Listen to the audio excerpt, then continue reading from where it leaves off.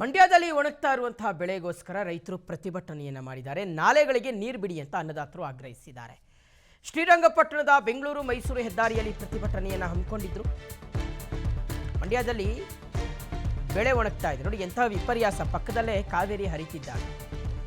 ಅದು ಶ್ರೀರಂಗಪಟ್ಟಣದಲ್ಲೇ ಕಾವೇರಿ ಹರಿತಿದ್ದಾಳೆ. ಆದರೆ ಅದೇ ಶ್ರೀರಂಗಪಟ್ಟಣದ ನಾಲೆಗಳಿಗೆ ನೀರು ಬಿಡ್ತಾ ಇಲ್ಲ.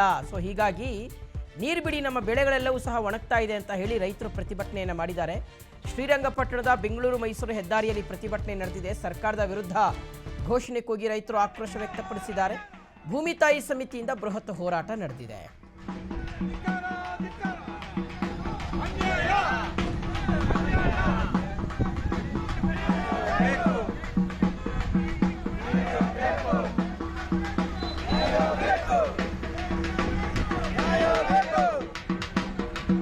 ಪರವಾಗಿಲ್ಲ, ಪಟ್ಟಣದಲ್ಲಿ ಚಳವಳಿ ಮಾಡಿ ಇಂಥ ಶಾಸಕರುಗಳು ಇರಬಾರ್ದು.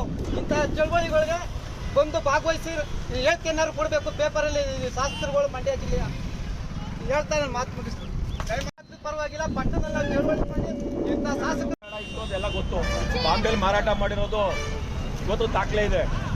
ಜೊತೆಗೆ ಇನ್ನೊಂದೇನು ಅಂತಂದ್ರೆ, ಕನ್ನಂಬಾಡಿ ಕಟ್ಟೆ ಕಟ್ಟಿದ್ರಲ್ಲ, BCಗೊಂದು ತೂಬಿತ್ತಲ್ಲ, ಅದೇ ರೀತಿ ತೂಬು ಮೈಸೂರು ಕಡೆ ಒಂದು ತೂಬಿತ್ತು. ಆ ತೂಬಿಗೆ ನೀರು ಬಿಡ್ಲಿಲ್ಲ.